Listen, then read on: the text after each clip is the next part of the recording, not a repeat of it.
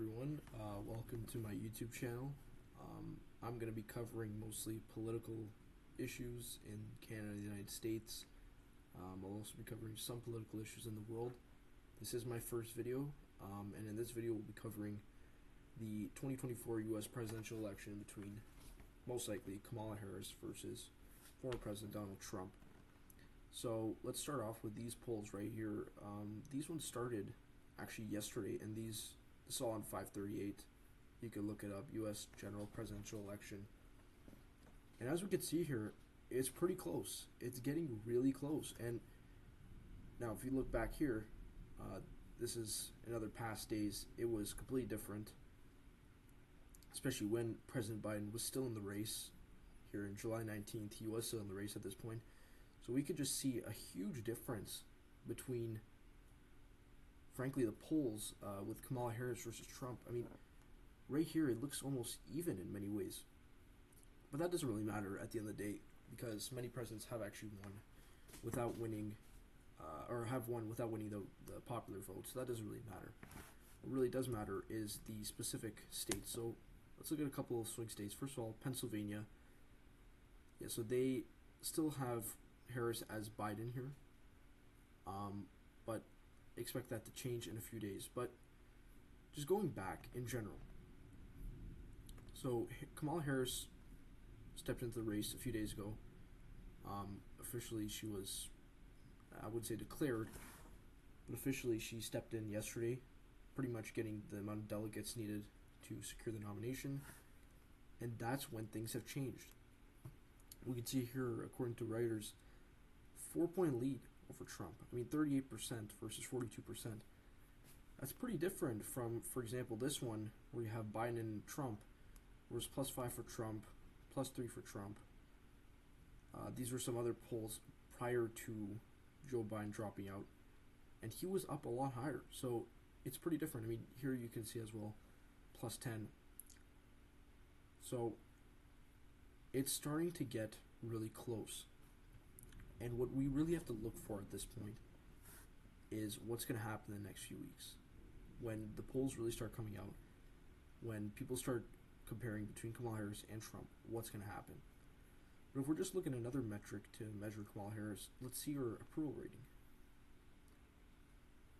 So here we can see in 2021, approval rating was relatively high. It was 48.1%. Disapproval rate was 37.4%, which isn't too bad. But then again, that's also the honeymoon period when vice presidential candidate is sworn in. So as we can see here, I mean, it started to dip down after the Afghan pullout in late August. We could see here just transitions, and that's when the disapproval rating started going higher. But if we're looking at it now, it has actually started to lower since it did in the last 2 years. It's really started to fall off. And, you know, there's many reasons for that. There could be many reasons, but I think the main one is that she's now the presidential candidate. So many people have a different view of her now, and she's more in the spotlight. She started to campaign. I mean, if we look at the last few days, it's lowered. I mean, it's increased a bit, but it has lowered significantly since the start of the year. If we're looking here to now, I mean, this is a pretty big difference. I mean, 55% at the start of the year versus now 51%. Does this really matter? Probably not. But let's look at President Trump. See what his favorability rating is. And again, I mean, you also got to keep in mind, he's also not the person in the White House. People that are in the White House tend to have lower favorability ratings, but that's typical for every president. So yeah, he's actually been falling off a bit. You know, we could see some spikes here.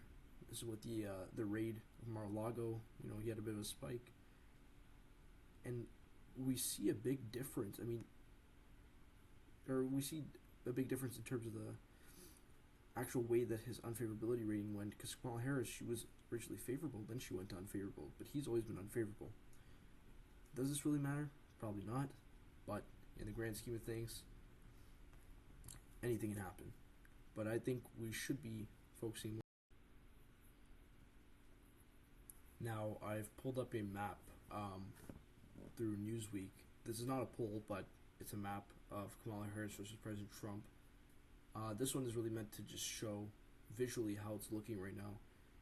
And it's looking a lot different than it did with Biden. I'll be actually making a separate video on that.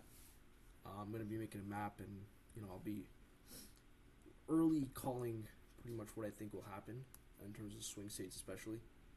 And we'll see how it looks, but we can see here. I mean, Harris favored. These are all pretty much Harris favored. These are pretty given. But you have Pennsylvania here. I mean, competitive Trump. So it doesn't mean that he's going to win 100%, but I mean, he was winning in Pennsylvania. This was before. Keep in mind, Biden was still in the race until a few days ago, so it may change, but she's really going to have to focus on Penn, Michigan, and Wisconsin. Those are three major ones. Georgia as well. Nevada is also important. Arizona. I mean, these are important states that they need to win. The Democrats need to win in order to win the presidency. So we'll see how Kamala Harris does. If you watch this video and you liked it, drop a like, subscribe, share it. Try to boost the algorithm. We're going to get a lot of videos going, especially during the election season. And also, if you have any suggestions, just let me know in the comments as to what you want me to cover. Thank you.